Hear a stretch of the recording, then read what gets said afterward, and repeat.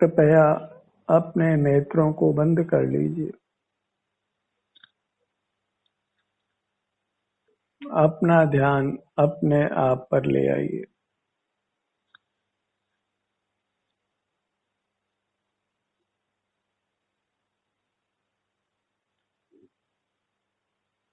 सुख के लिए इंद्रिय ज्ञान का निरोध करना है। बाहर की दुनिया से नहीं जुड़ना है।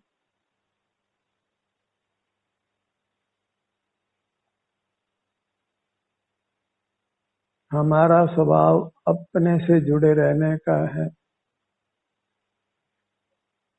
अपने सुख का ही वेदन करने का है।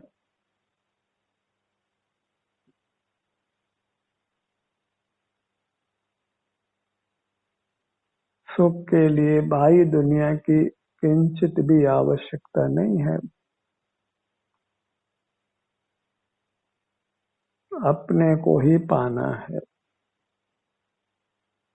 अपना ही सेवन करना है। अपने सन्मुख रहना है।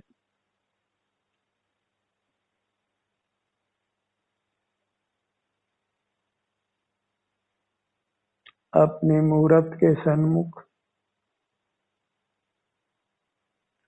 अपनी मूरत ही अपने लिए परमात्मा की मूरत है। हमें अपनी मूरत ही आनंद दाता है।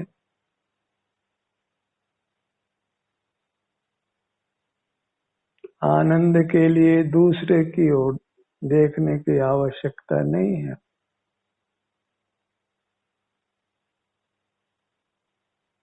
अपनी अमूर्त काया का एहसास करिए।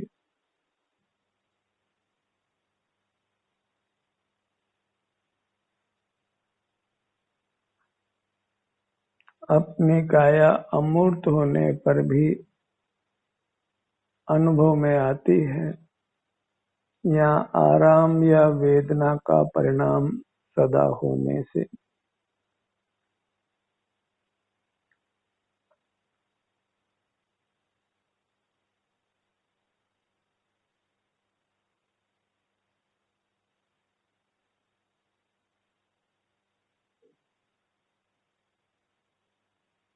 संसार में जो भी दुख है वह मूर्त काया के संबंध से है।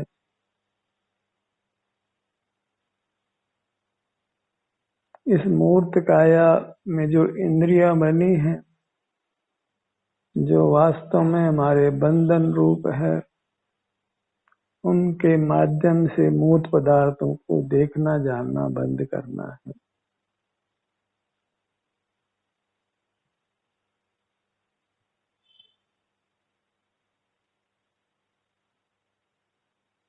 अनादि से इंद्रिय ज्ञान का ही संस्कार है। हमारा बहुधा समय इंद्रिय ज्ञान से ही व्यतीत होता है। निद्रा में भी हम मूर्त पदार्थ हमारे विषय बनते रहते हैं। कल्पना लोक में ही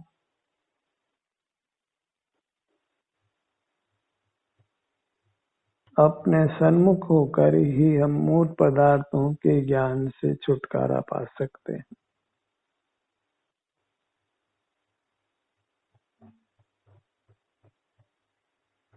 जहाँ इंद्रिय ज्ञान से हम छुटकारा पाते हैं, वही हमें शांति का, सुख का अनुभव होने लगता है।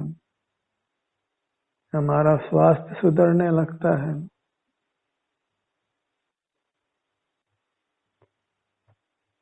सब कसायों से, पापों से मुक्ति होती है।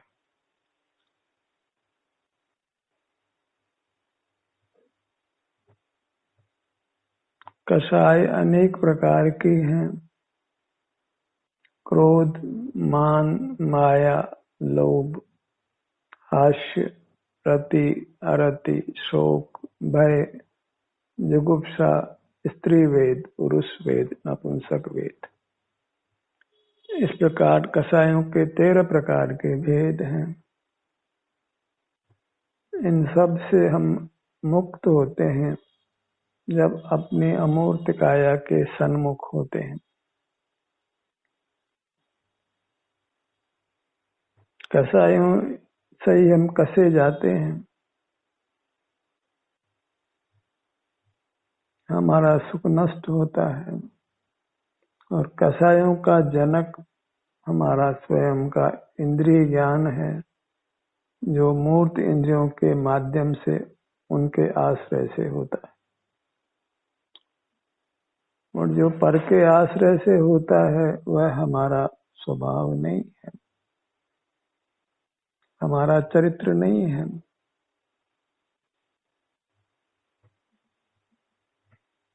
अपना ही अनुभव, अपने ही शारीरिक सुख दुख का अनुभव हम प्रत्यक्ष करते हैं बिना मूर्त इंद्रियों की सहायता के। वही हमारा वास्तविक चरित्र है, अपने स्वरूप में आचरण करना, अपने स्वरूप का ही संवेदन करना। सिर से पांव तक अपने विभिन्न अंगों के स्वास्थ्य की स्थिति को जांचिए।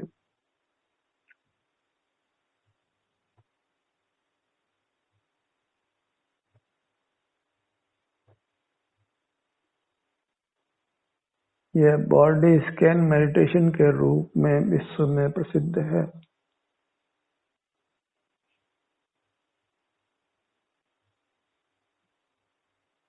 अपनी बॉडी को स्कैन करना, इसके स्वास्थ्य की स्थिति को अनुभव में लेना।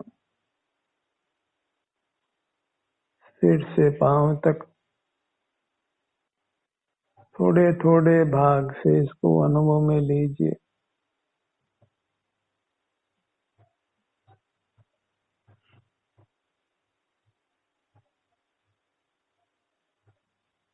अंतर में विचरण कीजिए, जो लोक में अंतर यात्रा के रूप में प्रसिद्ध है।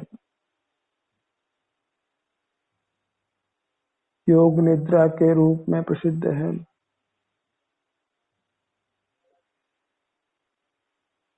निश्चेष्ट रहिए, मन से कुछ विचार करना नहीं है, वचन से बोलना नहीं है, काय चेष्टा करना नहीं है। यही लोक में शवासन के रूप में प्रसिद्ध है।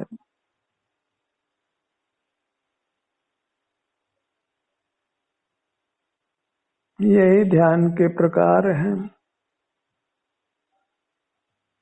अपने सन्मुख रहना, अपने आलम्बन से रहना, स्वाधीन, स्वावलंबी। मूर्त पदार्थ विषय कहलाते हैं, उनको जानना वही विषय कसाय है। उनको जानने से ही रागादिक की उत्पत्ति होती है, नाना दोषों की, और मूर्त के साथ हम बंधते हैं।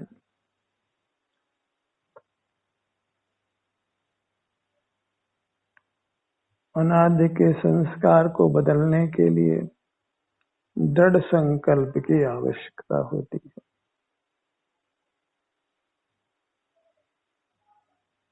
मैं इंद्रिय ज्ञान का यथासंभव यथाशक्ति निरोध करूंगा।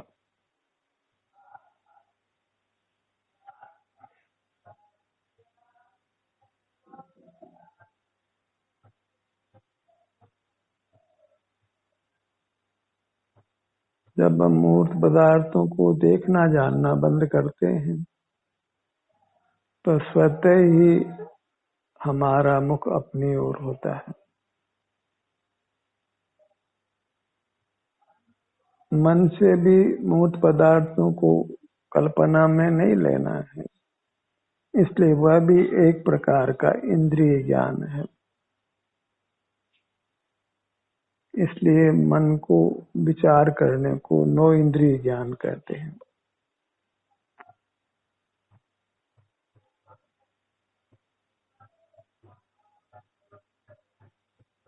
अपने ध्यान को अपने मुखमंडल पर लाइए।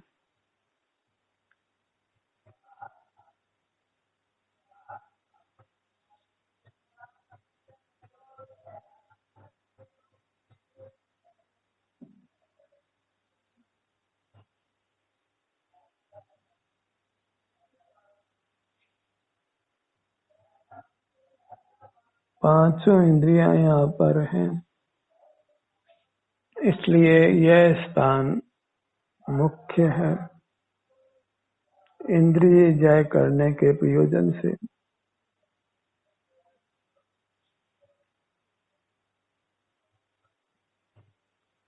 इंद्रिय संयम के लिए अपना ध्यान अपने मुखमंडल पर रोकिए।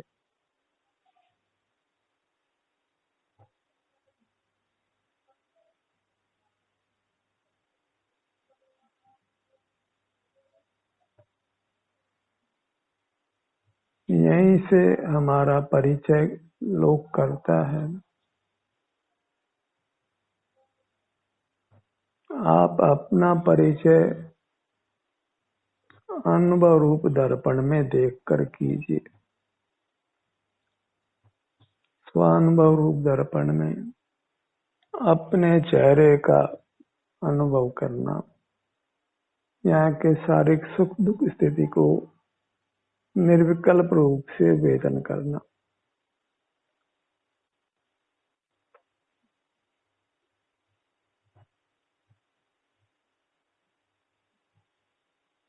जब हम सुख दुख की दशा का वेदन करते हैं एकाग्रता से, तो विकल्प रुक जाता है।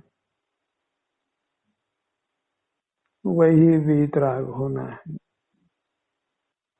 वही निर्बंध होने का उपाय है, जन्म मरण से मुक्त होने का उपाय है।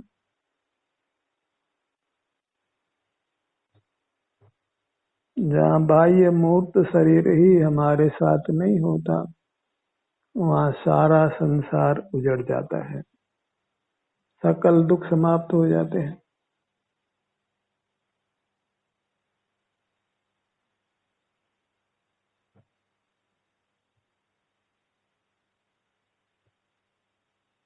जहाँ अपनी अमूर्त देह निर्मल है, उत्तम है, वही मूर्त देह अपावन है।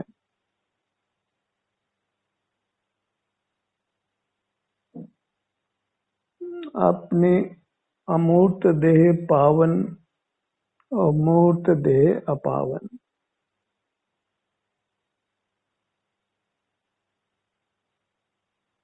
इसलिए मूर्त पदार्थों से मोह छोड़कर, प्रीति छोड़कर, राग छोड़कर अपने अमूर्त काया का अनुभव करना ही योग्य है।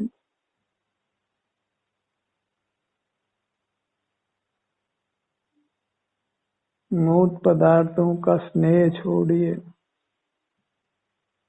अपने प्रति प्रीति जगाइए। हम अतीन्द्रिय सुख के कंद हैं। प्राप्त मूर्त शरीर के बराबर हमारा आकार है,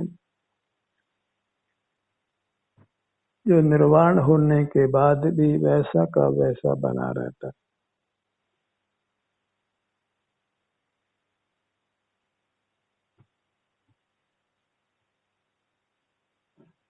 जहाँ बाह्य संबंध से, बाह्य जगत से हम संबंध तोड़ लेते हैं, वहीं हमें अपने अतीन्द्रिय आनंद का अनुभव होने लगता है।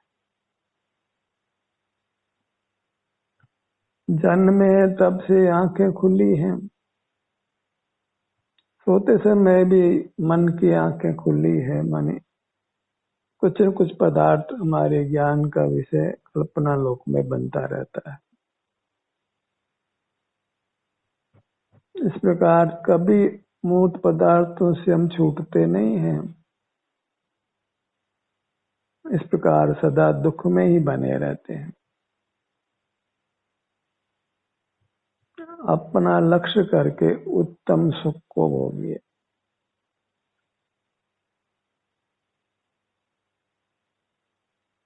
उत्तम अपनी काया, उत्तम अपना सुख।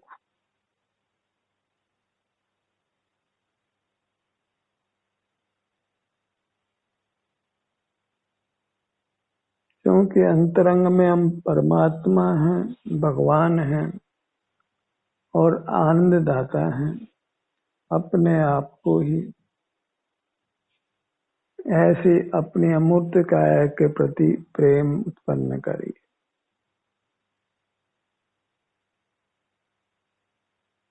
प्रेम करना अच्छा है, बशर्ते कि अपने साथ किया जाए, अपने अमूर्त काया से किया जाए। भक्ति करना अच्छा है, बशर्ते कि अपनी ही भक्ति की जाए, अपनी अमूर्त काया की। लोक में भले ही पर की भक्ति प्रसिद्ध हो, किसी परमात्मा की कल्पना करके जगत भक्ति करता है, वह भक्ति उस परमात्मा तक बिल्कुल भी नहीं पहुंचती है।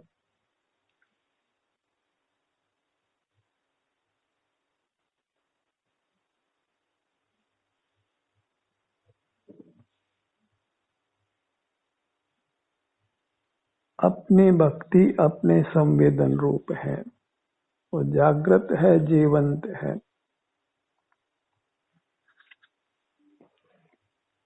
अभेद भक्ति को ही मोक्ष मार्ग माना गया है। जो भेद रूप भक्ति है वह सराग है, जो सराग है, राग सहित है, वह बंध का कारण है। और बंध से दुखों की उत्पत्ति होती है, आनंद नहीं मिलता है।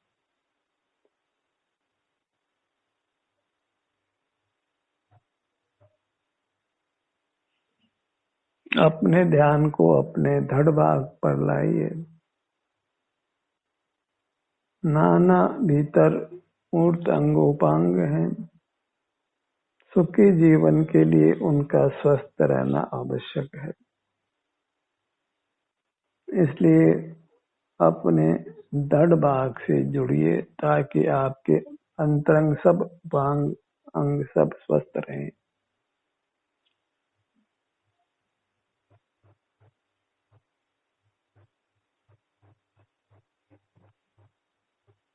लोक में जीव नाना रोगों से ग्रस्त देखे जाते हैं, क्योंकि बाहरी दुनिया से ही जुड़कर जीते हैं। अपने अमूर्त काया की न उनको पहचान है, न वे उससे जुड़ते हैं।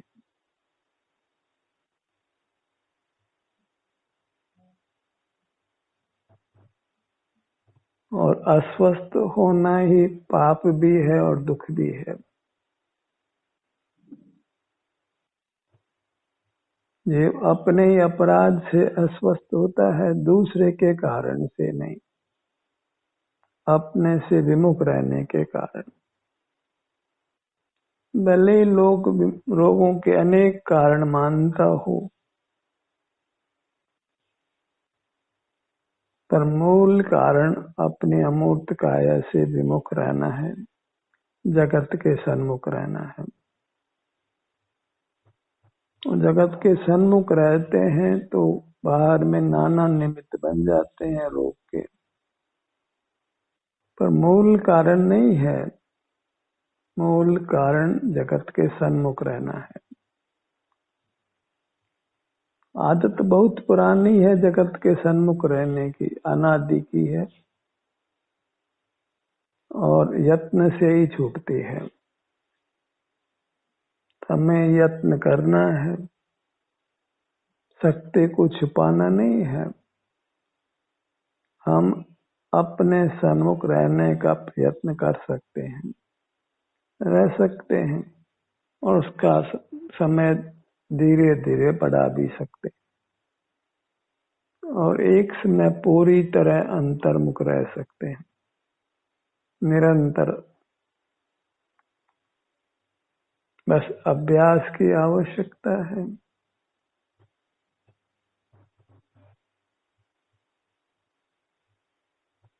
और जब कर्मों का बंधन टूट जाता है, पूरी तरह समाप्त हो जाता है, फिर अभ्यास समाप्त हो जाता है, उसकी आवश्यकता नहीं रहती।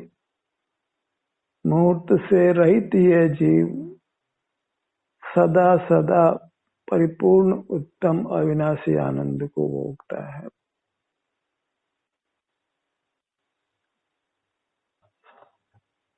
अपने में बने रहिए और परमात्मा होकर उत्तम अविनाशी सुख को भोगिए। शरीर के किसी भाग में कोई वेदना भी है तो उसको भी अमृत जानकर अनुभव करिए, क्योंकि उस वेदना को भोग कर भी हम मुक्त होते हैं, परमात्मा बनते हैं, उत्तम सुख को पाते हैं, अविनाशी सुख को पाते हैं। उसके कारण भी हम अंतर्मुख रहते हैं। अंतर्मुखता का यह भी एक बलवान कारण है शरीर में वेदना का अनुभव होना। इसलिए वेदना की चिकित्सा मत करिए, वेदना को बस अनुभव में ले लीजिए। ये हम कल्पना भी नहीं कर सकते कि वेदना का अनुभव करके जीव परमात्मा बन सकता है, सकल कर्मों के बंधन से मुक्त हो सकता है। लोग तो यही कहता है कि चिकित्सा नहीं की जाए तो रोग बढ़ जाएगा और हम मर जाएंगे, इतना भय पैदा किया जाता है। तो हम फिर पराधीन होते हैं, और पराधीनता में बहुत सारे लोग अस्पताल में ही प्राण गंवा देते हैं, जो अन्यथा प्राण नहीं गंवाते। दवाओं से और डॉक्टरों की मिथ्या चिकित्साओं से कितने लोग मर जाते हैं। स्वाधीन होने से ही सुख होता है, पराधीनता से सुख नहीं है। और स्वाधीन होने का मतलब स्वद्रव्य जो अपनी अमूर्त काया है उसके सन्मुख, उसके आलम्बन से रहना। विश्वास करिए इस वस्तु का, अपनी अमूर्त वस्तु का, ये आनंद दाता है, ये रोग निवारक है, दुख निवारक है, ये परमात्मा स्वरूप है। इसकी महिमा लेकर इसके सन्मुख रहिए। एक दवा का विश्वास कर सकते हैं, डॉक्टर का विश्वास कर सकते हैं, अंदर के परमात्मा का विश्वास करने को हम तैयार नहीं है। क्या परमात्मा की भक्ति हमको है?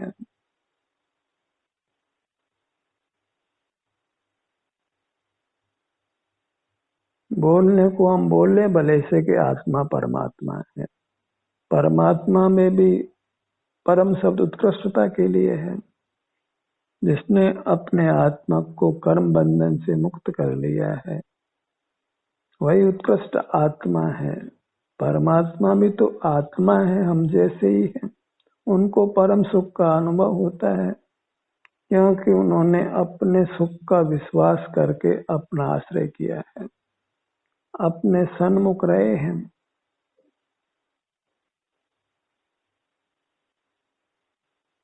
वो कोई बना बनाया परमात्मा दुनिया में कोई नहीं है। कोई सोना पीला जमीन में निकलता नहीं है शुद्ध, सब तप करके ही शुद्ध कुंदन बनते हैं। ऐसे ही सब जीव अपने में तप कर अपने सन्मुख ठहर कर ही परमात्मा बनते हैं।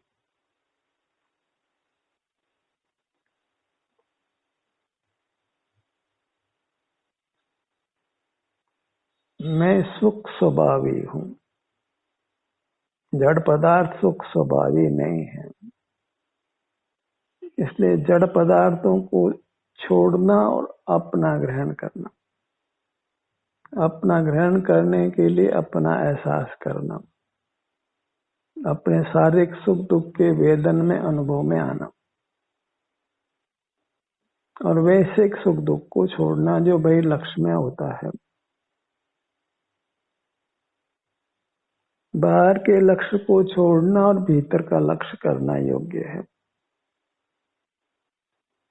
अपने दोनों भुजाओं को लक्ष्य में लीजिए।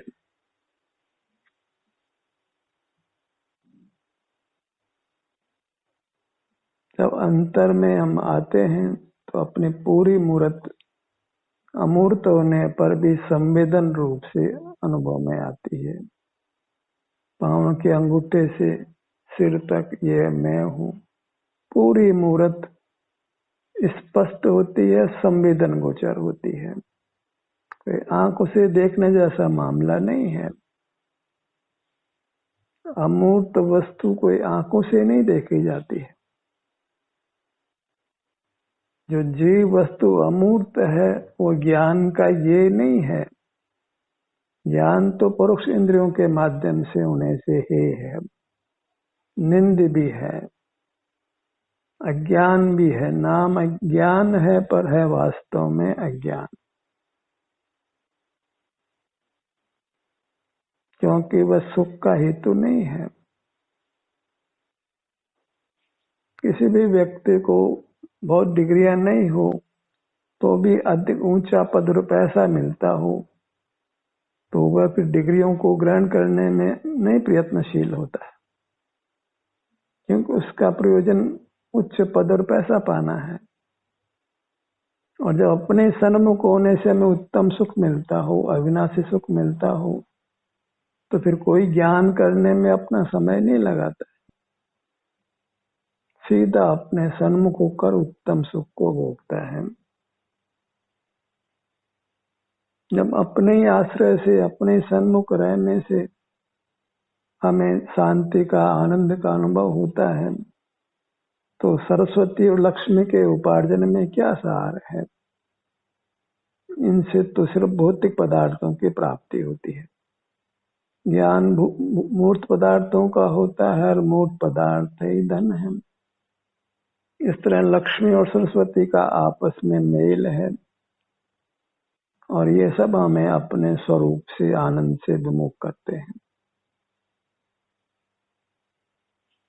अंतर में अपने सन्मुख निर्विकल्प नए आनंद को भोगिए। स्वतः ही जब हम बाहर से हटते हैं तो फिर हमें अपनी काया का आश्रय होता है। फिर हम अपने भले किसी भी भाग का आश्रय करें, किसी भी भाग का संवेदन करें, उसके लिए हम स्वाधीन होते हैं। उसी स्वाधीनता से हमें अपने आप को दुखों से मुक्त कर लेना है, विचरण करना है अपने विभिन्न भागों में, अपने सुख दुख की अवस्था का वेदन करना है और इस तरह दुख समाप्त होगा और केवल सुख रह जाएगा। थोड़े से ध्यान रूप तप के बल पर अनंत काल के लिए हम सुखी होंगे। अनादि से आए हुए दुख की परंपरा को, जन्म मरण की परंपरा को हम तोड़ सकेंगे। ध्यान का सत्र यही समाप्त होता है। आपकी सहभागिता के लिए धन्यवाद।